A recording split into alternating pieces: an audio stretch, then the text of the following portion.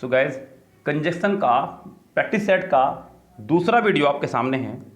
यह है आपका मिरर ऑफ कॉमन एरर से। मिरर ऑफ कॉमन एरर से इससे पहले मैंने आपको परफेक्ट कॉम्पिटिटिव बुक से कराया प्रैक्टिस सेट। गाइज उस प्रैक्टिस सेट में ज़्यादा जान नहीं थी, परफेक्ट का सेट था, बहुत इजी था। देखिए गाइज मैं आपको बता दूं, परफेक्ट कॉम्पिटिटिव बुक्स को कम से कम नॉर्मल कोचिंग इंस्टीट्यूट में 90% कोचिंग इंस्टीट्यूट में उस बुक को पढ़ाया जाता है। 90% इंस्टीट्यूट में उसी बुक को पढ़ाया जाता है और बच्चे उसी बुक से करते हैं तैयारी। मेरे आसपास भी अगर 50 कोचिंग इंस्टीट्यूट हैं तो कम से कम 40 से 45 इंस्टीट्यूट में परफेक्ट कॉम्पिटिटिव बुक को पढ़ाया जाता है और बच्चों से तैयारी करते हैं, उन पर वो भी सोल्व नहीं होती है। लेकिन आपका लेवल उस स्तर पे पहुंचा दिया गया है कि आपको वो बुक आसान लगने लगी। गाइस ये ध्यान दीजिएगा। तो अब वो बुक इतनी आसान लगने लगी है कि मतलब आप उसके लिए कोई हद नहीं है। मैंने सुबह अपने गौर किया हाउस वाले लेक्चर में तो अपना बोर्ड तक मैं नहीं लाया सामने। उसमें उसके दो रीज़न थे। एक तो वो सेट बहुत आसान था, दूसरी सुबह लाइट भागी हुई थी तो इसलिए मैं बोर्ड का इस्तेमाल नहीं करना चाह रहा था। यस गाइस, ये आपका है मिरर ऑफ कॉमन एरर से। ये भी इजी है, थोड़ा इतना हार्ड नहीं है, लेकिन देखते हैं गाइस कितना आपको हार्ड लगता है। इसमें आपके 50 सेंटेंस हैं, 25 मैं कराऊंगा और 25 आप खुद करेंगे। He was not so well words in English that we had expected.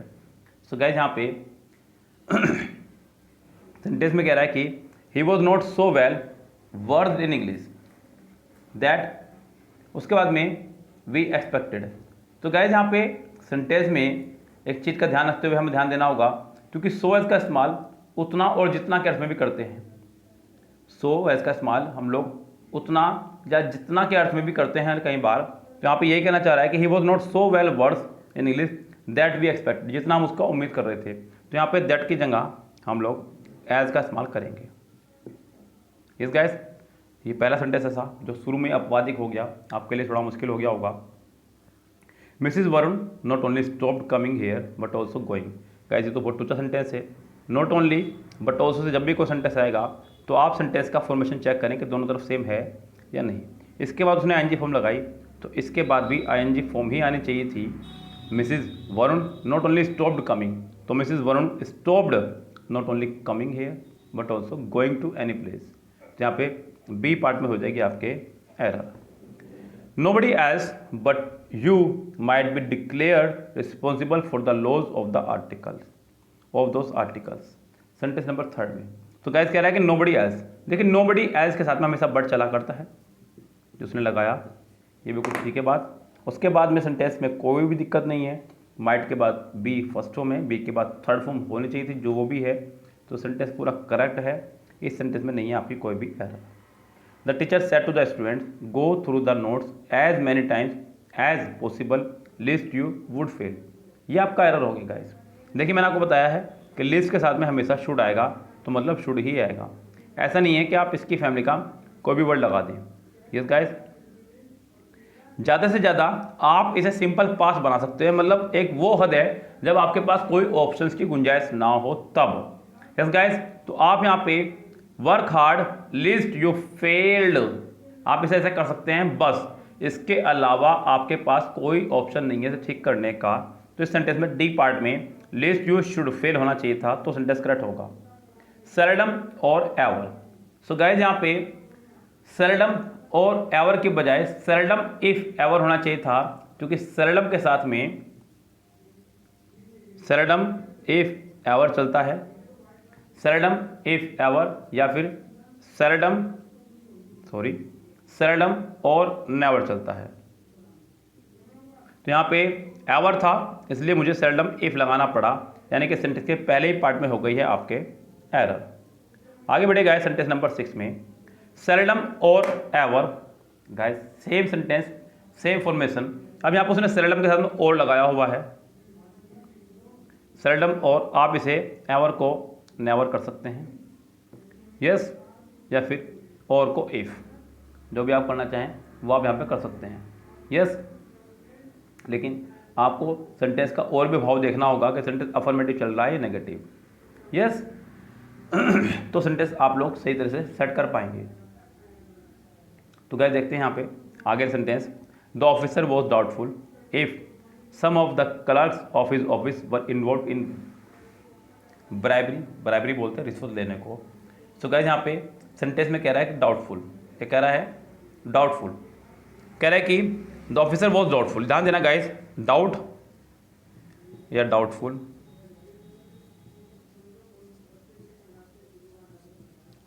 Suspect या सस्पेक्टफुल। अगर अफर्मेटिव में होगा क्या होगा, इनके बाद अगर सेंटेंस अफर्मेटिव होगा तो हम लोग लगाने वाले हैं वेदर। अगर इनके बाद सेंटेंस नेगेटिव होगा तो हम लोग लगाने वाले हैं दैट। जैसे कि उसने कहा आई एम डाउटफुल वेदर, उसने कहा I am not doubtful that.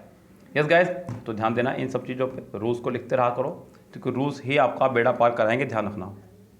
तो ये सेंटेंस आपका करेक्ट है, इस सेंटेंस में नहीं है कोई भी एरर। यस गाइस, 7 सेंटेंस आपका बिल्कुल करेक्ट है। यहाँ पे इफ़ या वेदर में से कोई भी लगा सकते हैं, तब कोई दिक्कत नहीं है। Neither the doctor nor his assistant were asleep when the phone rang up. तो गाइस सेंटेंस नेदर नॉर से कनेक्टेड है, दोनों तरफ ठीक है। नेदर के बाद डॉक्टर आया, नॉर के बाद भी असिस्टेंट आया, लेकिन बाद वाले हिसाब से वर्ब है, ये भी ठीक है। सेंटेंस आपका करेक्ट है, इसमें भी कोई एरर नहीं है। Because he has been ill for a month so he does not come to the office. So guys यहाँ पे एक गड़बड़ी कर दी, उसने यहाँ पे बिकॉज का भी इस्तेमाल कर दिया और सो का भी इस्तेमाल कर दिया। अगर आपको याद हो because, as, since, because, as, since, so, therefore, hence, ये 3 मैंने आपको बताया था कि ये 3 तो हैं आपकी conjunction of reason, conjunction of reason, और ये हैं आपकी कंजक्शन ऑफ रिजल्ट, और इनमें से कोई भी 2 कभी भी एक साथ नहीं आएंगी। तो गाइस यहाँ पे आपको सो का इस्तेमाल हटाना होगा। इस सेंटेंस में सी पार्ट में हो जाएगी आपके error. Sentence number 10, you must either inform the police as be prepare to suffer any loss. So guys sentence number 10 में कह रहा है कि you must either inform the police, और सेंटेंस में याद रखें एदर के साथ में हमेशा और, नेदर के साथ हमेशा नोर, नॉट ओनली के बाद हमेशा बट ऑल्सो कनेक्ट होता है। यहाँ पे एज का नहीं, सी पार्ट में और का इस्तेमाल करना था।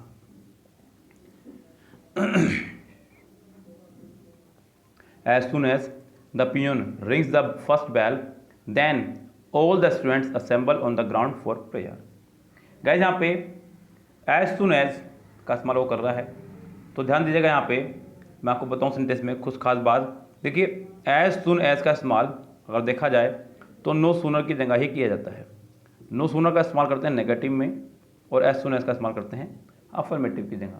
नो सूनर के साथ देन आता है, ये बात कंफर्म है, लेकिन एज सुन एज के साथ में कभी भी देन नहीं आएगा, इसे भी कंफर्म कर लें आप।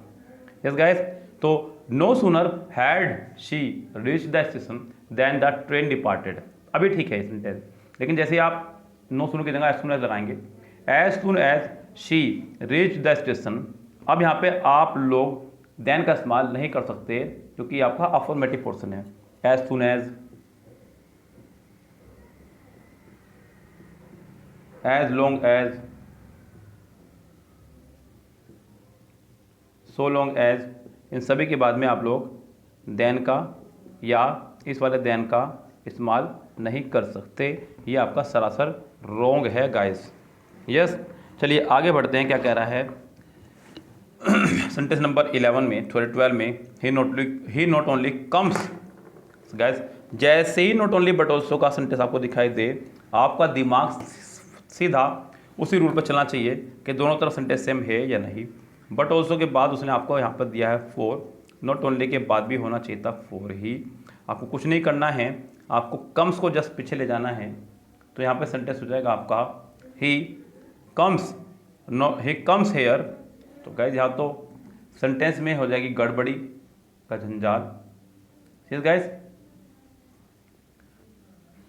He comes not only here for shopping but also for having a glimpse of the extremely. देखिए फिलहाल गलती तो बी पार्ट में भी, आपका हेयर भी यहाँ से हटना चाहिए था, लेकिन फिलहाल मैं एरर इसकी ए पार्ट में ही दिखाते हुए चल रहा हूँ क्योंकि फिर ज़्यादा गड़बड़ी हो जाएगी आपकी।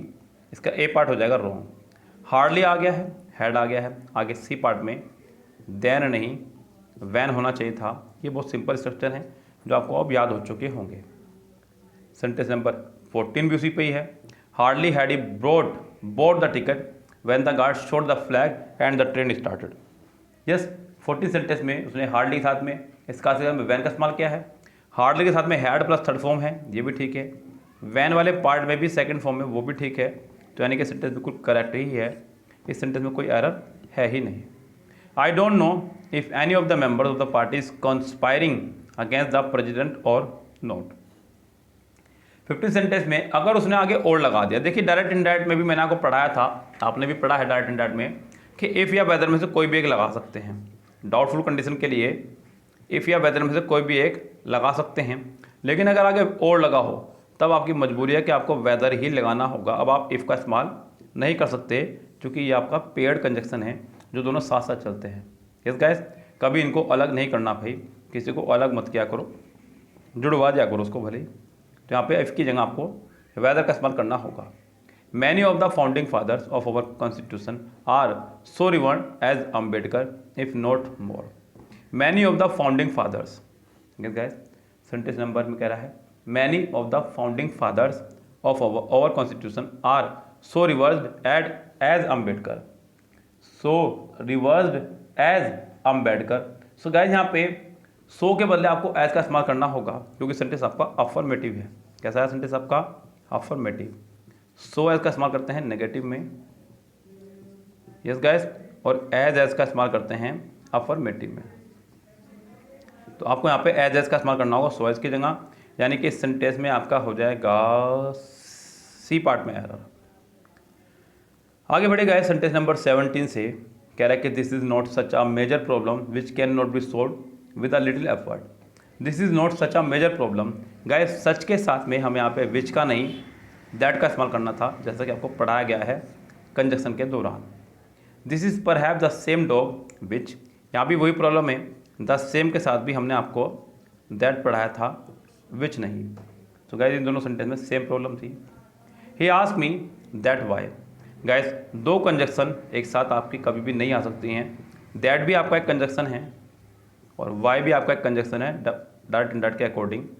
तो गाइस इनमें से कोई भी दो एक साथ नहीं आएंगी। आस्क को देखते हुए मुझे यहाँ से दैट हटाना होगा, बिकॉज दैट आपका टोल्ड या टेल्स वाले सेंटेंस में चलता है। यहाँ पे आपका बी पार्ट में हो जाएगी एरर।